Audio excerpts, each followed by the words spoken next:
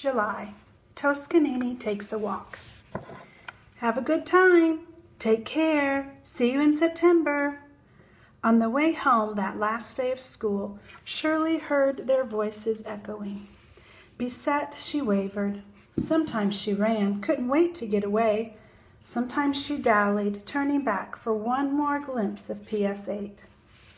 Without books to carry, her arms were free, but to Shirley they seemed to sway from her shoulders as awkwardly as a chimpanzee's. Without stickball, the schoolyard had an eerie look as desolate as Chungking during an air raid. Where had everyone gone? Mabel was not due at her grandmother's house in North Carolina until next week. Tommy's cousins did not expect him before Saturday. Only Maria had to catch a bus. There had been enough players, but each had replied, "Oh, I can't, not today." All had changed. Vacation was here. Her classmates had plans that included their clansmen, not her. For the first time in a long while, Shirley thought of the courtyards. If only they were not so far away. She could join her cousins and go skimming in a dragon boat, attend parties in honor of the weaving maid, visit temples set above the clouds, enter contests for hoisting the highest kite, harvesting the most silk cocoons. Surely they would welcome her. Surely. Suddenly she felt a tiny stab of fear. Had they forgotten her too? She vowed to answer fourth cousin's letter that afternoon. It had lain on the table for months. There was always so much to do, so little time. Also, writing in Chinese had become a chore. Too many of the characters were lost to her now. Again, that fear. Mother was right. She must never forget China or lose her Chinese.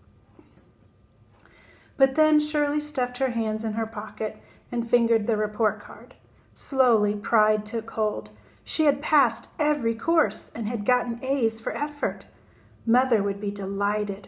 Father would present her with a surprise. And tomorrow she could sleep late, read books she had picked herself, even do nothing if she pleased. And almost every day there would be baseball games on the radio, games to listen to all summer long. So what if she did not see her friends until September? She had mother and father and Signora, not to mention Toscanini. Shirley had plans too, lots of them, like playing the piano and reading. She might even learn to knit. Yuck. Well, perhaps not that. Determined to have a good summer, she raced the rest of the way home. Before long, Shirley was infected by a most severe case of Dodger fever. Not even strawberry ice cream could lure her away from the radio when Red Barber was broadcasting the latest adventure of De Bones.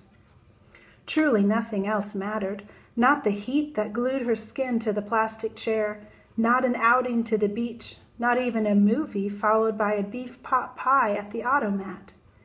Every time number 42 came to bat, she imagined herself in Jackie Robinson's shoes. Every time the pigeon-toed runner got on base, she was ready to help him steal home. And when Jackie's 16-game hitting streak ended, Shirley blamed herself. On that day, she had had to accompany her parents to greet Mr. Lee from Chungking. Obviously, it was her absence from the radio that had made all the difference. Neither mother nor father shared her enthusiasm. In fact, they welcomed the mayhem that emanated from the talking box as if it were a plague of locusts at harvest time. But none of their usual parental tricks succeeded in undoing the spell. What could possibly compete with the goosebumps Shirley sprouted each time Gladys Gooding in her organ led the crowd at Ebbets Field in the singing of the Star-Spangled Banner? Shirley even talked the Signora into letting her off early to catch the final innings. She had grown quite fond of the toothless Signora, who no longer bothered with the formality of dentures at all during their lessons. In, no smile, no talk.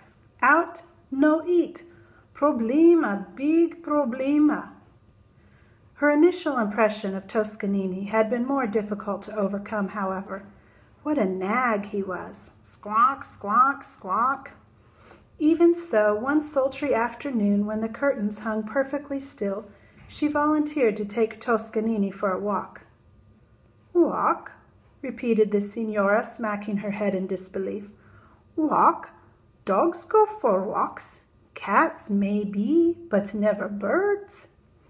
In China, birds go for walks every day. They do? Toscanini has made one walk in all his life, from shop to here. No wonder the bird had such a terrible disposition, Shirley thought. You think he like? Oh, yes. Okie dokie, you may walk. Before appearing in public with Toscanini, however, Shirley had first to spruce up his cage. Its present condition would have shamed an elephant.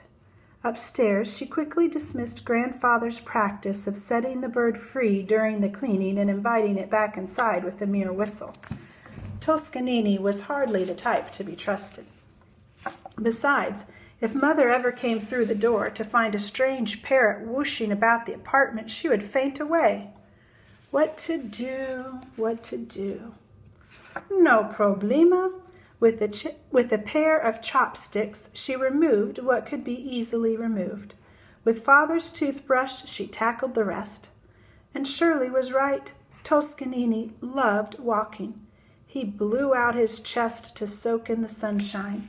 He was sociable when strangers stopped to wish him a good day. He danced when Mr. P treated him to a handful of seeds. Not once did he flap his wings. Not once did he squawk. She could not wait to report on the success of their maiden voyage to the Signora, but once back inside the basement, Shirley saw immediately that her teacher was in no mood to enjoy the details.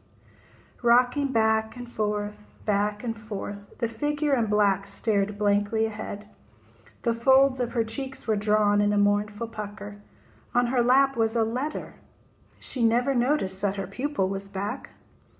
Instinctively, Shirley kneeled by the rocker and took the Signora's hands in hers. What's wrong, Signora? A tear fell and blurred the writing on the letter.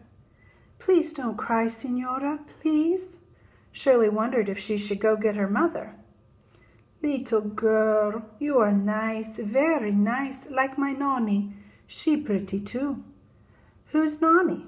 My own little girl. She lives far away in my old country, so far away. Shirley could not bear to see the sadness on the Signora's face, and lowered her gaze until it rested on the old woman's hands. Hands like those of Grand-Auntie, which she used to hold. Hands so old and so very far away. Suddenly, Shirley thought she would cry too. I wish to be with my Nonny. I wish every hour.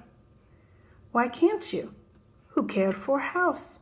No rent, my people no eat, so I stay. Like a watchdog with family away. 10 years now I am watching. 10 years without my Nonny. It was a lifetime. More years than Shirley had been alive. More years perhaps than grand-uncle had left in this world. Once I visit old country, I pay man to do for house, but he was bad. He steal rent. Now can never go back again. Shirley looked up. But you can go. You can. My mother and father will look after the house. They are worthy. They come from an illustrious clan from the ancient civilization of China. Don't cry any more. You can go to your Nonny. The idea pleased the old woman, for her lips parted until her pink gums showed in a huge smile. Then she giggled like a maiden. See. I knew you would see. The problema was solved. It was amazingly simple. All that was left to be done was to convince mother and father. Was this not proof of yet another great opportunity in modern America? Surely they could not possibly think this was just Bandit's scheme to escape the tyranny of piano lessons for the joys of Jackie Robinson.